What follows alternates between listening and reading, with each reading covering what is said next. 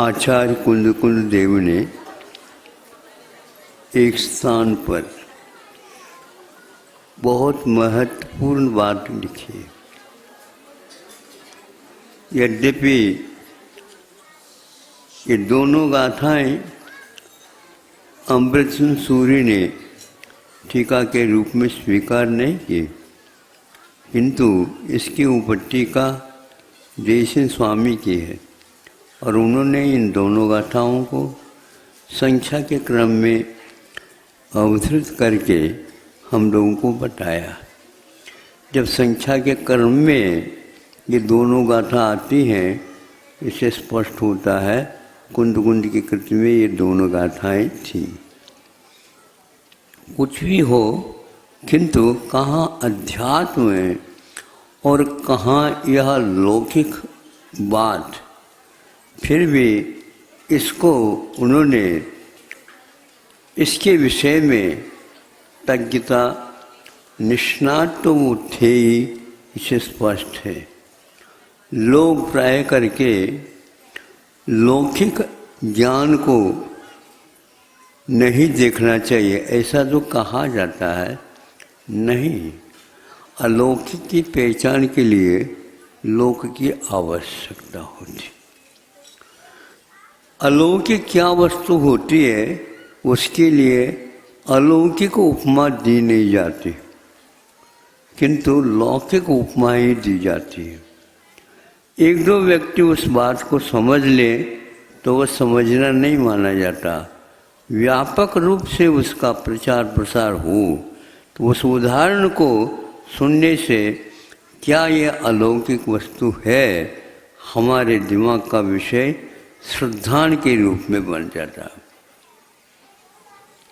कई स्थान हैं, उनमें से एक स्थान है। आप लोग सोना तो चाहते ही होंगे, महाराज गृहस्थ है और सोना नहीं चाहे तो फिर क्या चाहे। उसको उन्होंने लिखा है, नाग फणिये मूलम नाइन तोयेन गब्भ नागेन नागम होज सुवर्णम यो यत्नम सौदर, ऐसा कुछ है।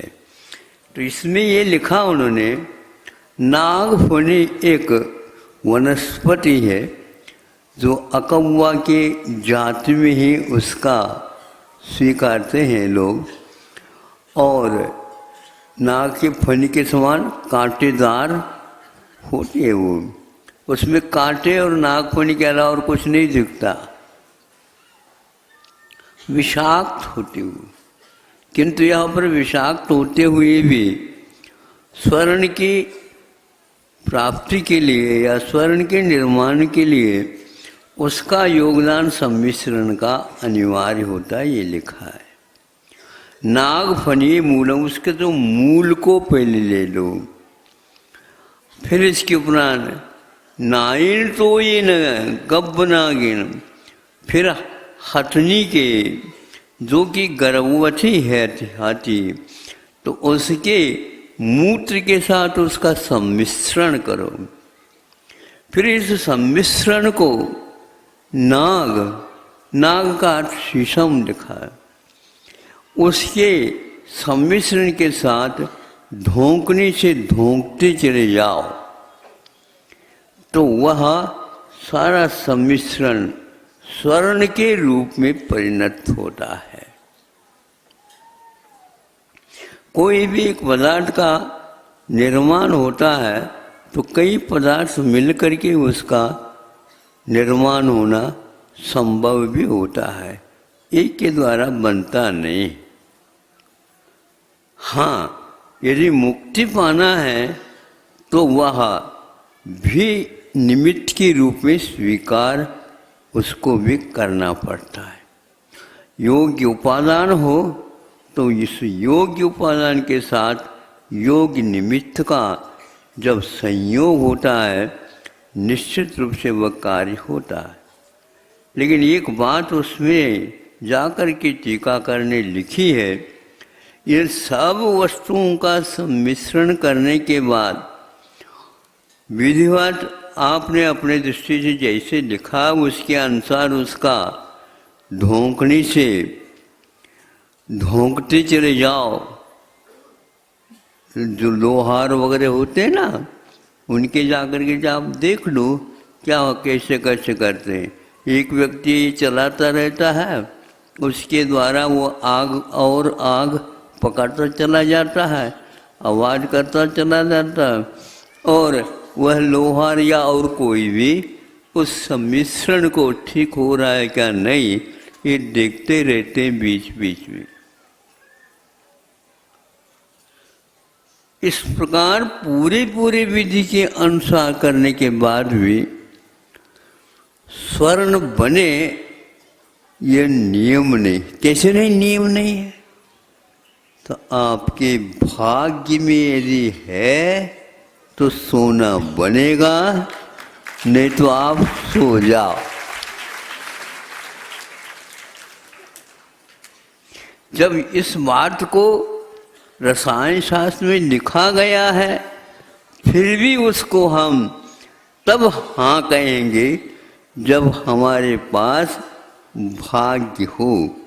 उसी प्रकार आप केवल ऊपर से मुनि बन जाएं, इससे कोई नियामक नहीं है कि आप मुक्त हो जाए। हमारे हाथ में पीछे मिल गई तो मिल गई, अब तो मुक्ति मिल ही गए नहीं। वह भाग्य, उनको उन्होंने भाग्य कहा। मतलब भाग्य का अर्थ यह है जो भीतर से और उपादान के साथ जो योग मिलना चाहिए वह भी अनिवार्य है। कर्म सिद्धांत को देखने से ऐसे ज्ञात होता है, कितनी भी रत्नत्रय प्राप्त हो जाए तो भी उसे उसी भाव से मुक्ति हो, ये नियम नहीं। जब कभी भी मुक्ति होगी तो रत्नत्रय के साथ ही होगी, लेकिन उस रत्नत्रय के साथ उत्कृष्ट कोटि का पुण्य का योग जब तक नहीं मिलेगा तब तक वह रत्नत्रय भी केवल ज्ञान को प्राप्त करने में सक्षम नहीं है। इसको बोलते हैं भाग्य। ये हमारे आंखों से देखने योग्य नहीं है, ये पक्की बात है। इसको हम छू करके समझ नहीं सकेंगे, लेकिन यह शास्त्र में लिखित यह सूत्र है, इसके बिना वह कार्य नहीं हो सकता। उसके लिए काल सापेक्ष भी है, उसके लिए वह रसायन भी सापेक्ष है। लेकिन बाहरी रसायन के साथ साथ पुण्य का जो रसायन होता है वह क्षपक श्रेणी का, जब क्षपक श्रेणी में जाकर के अंतिम क्षण में पहुंचता है, वहाँ पर वह पुण्य का योग मिलेगा उसको। जो पुण्य का आश्रव उत्कृष्ट जीवन काल में वहाँ पर होता है, एक समय नहीं लगता, उसे 12वें गुणस्थान में पहुँचा देता है सीधा। तो आप समझो कि मैं करके रहूँगा, ऐसा जो छाती पर कूटता रहता है, मेरे हाथ में है सब कुछ। आपके हाथ में रेखा भी नहीं है, ध्यान रखो, क्योंकि रेखा होने के उपरांत में वह रेखा भाग्य के अनुसार बदलती रहती है। सुन रहे हो?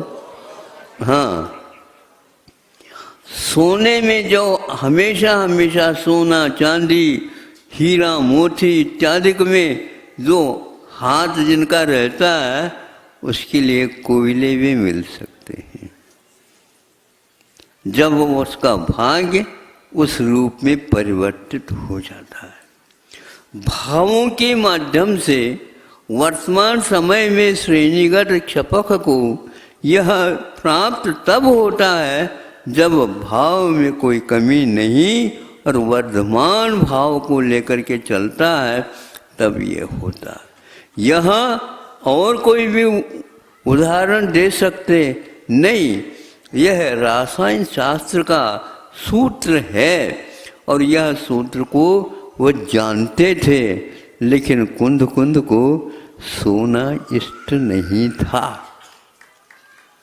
किंतु उन्हें उस सोने से भी बहुमूल्य वस्तु यदि कोई है तो वह रत्नत्रय के माध्यम से मिलने वाली मुक्ति है या कर्म की निर्जरा।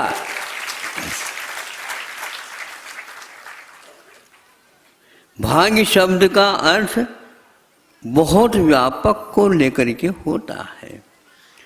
जब हमारे पास अमूर्तिक अथवा हमारे पकड़ में नहीं आता ऐसी वस्तु का आप लाभ कैसे प्राप्त करोगे, मुझे बताओ? नहीं कर सकते। हाँ, जैसे सीप में वह जल पहुंच जाए, कौन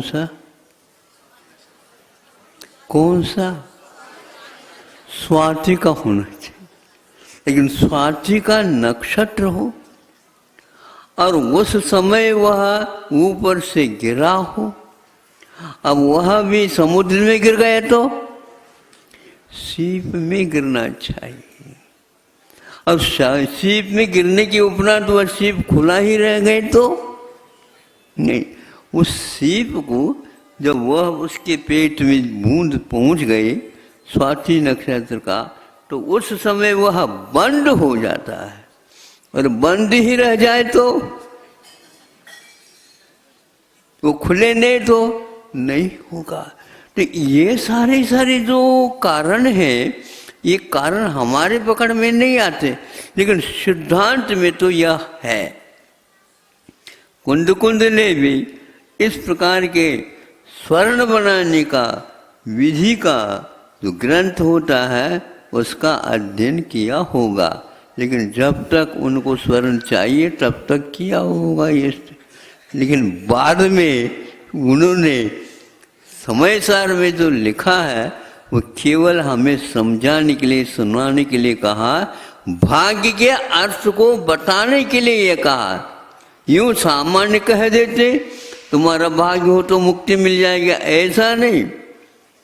तुम्हें रत्नत्रय के आधारभूत दिगंबरत्व को स्वीकार करना पड़ेगा, और दिगंबरत्व के साथ जो चर्या बताई गई उस चर्या को प्रतिक्षण आस्था के साथ करना पड़ेगा। हमारे पास आस्था है क्या नहीं ये तो भगवान जाने, भगवान ही जानते हैं, आप कुछ नहीं जानते, लेकिन उसके ऊपर विश्वास हो तो ये निश्चित बात है।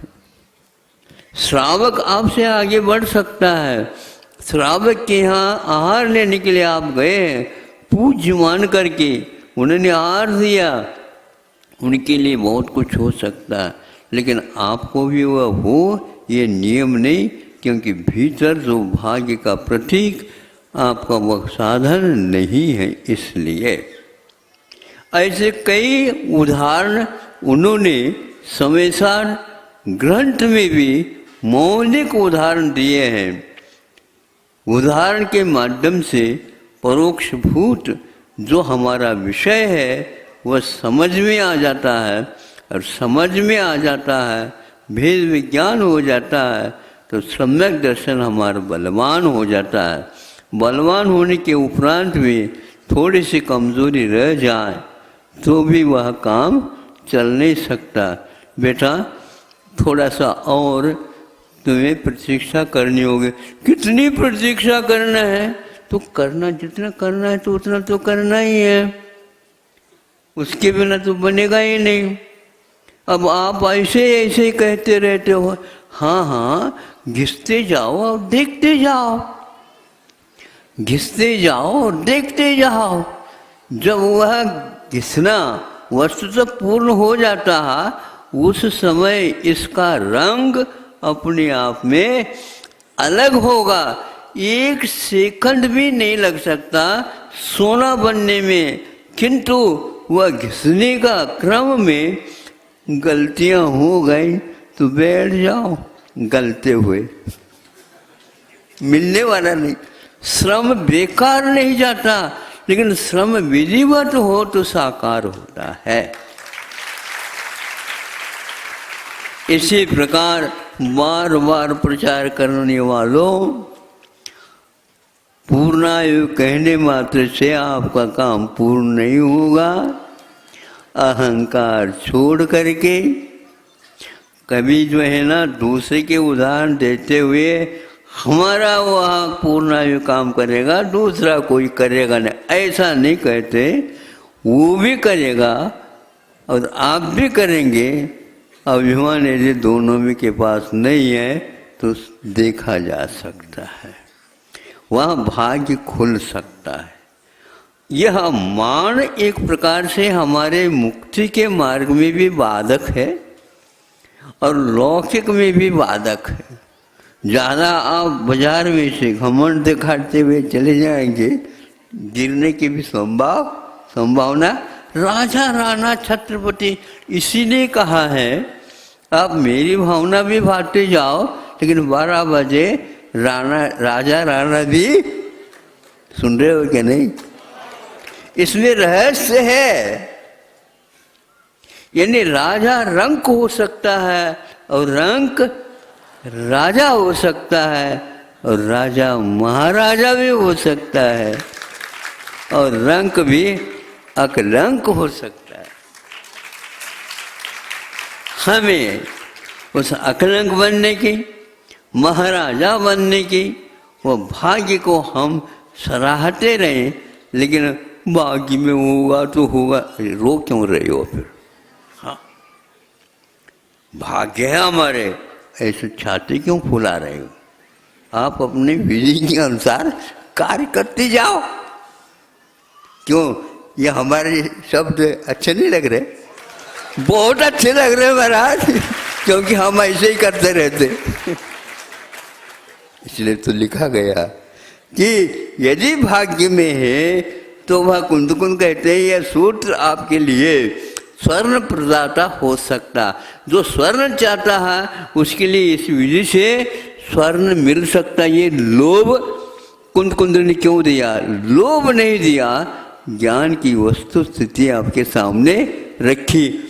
मुझे नहीं मिला तो कम से कम इन लोगों को सोना मिल जाएगा, सोना मिल जाए और वहाँ भगवान को भूल जाए। ऐसा होता है, नहीं समझे? स्वर्गों में भी ऐसी गति है। स्वर्गों में सभी लोगों को भगवान याद आ जाए नहीं, चैत्यालय घर का है, सुन रहे हो क्या नहीं? वहाँ पर सार्वजनिक मंदिर जाने की कोई आवश्यकता, ये उन्होंने बनवाए, इन्होंने बनवाए, इन्होंने बनवाए, नहीं बनवाए किसी ने नहीं। स्वर्ग में अकृत्रिम है और आपके लिए विमान रहेगा, उस विमान में अकृत्रिम चैत्यालय रहेगा, लेकिन भगवान की ओर दृष्टि नहीं जाती। भगवान की दृष्टि में तो हम हैं, लेकिन हमारी दृष्टि में भगवान नहीं, तो क्या करें?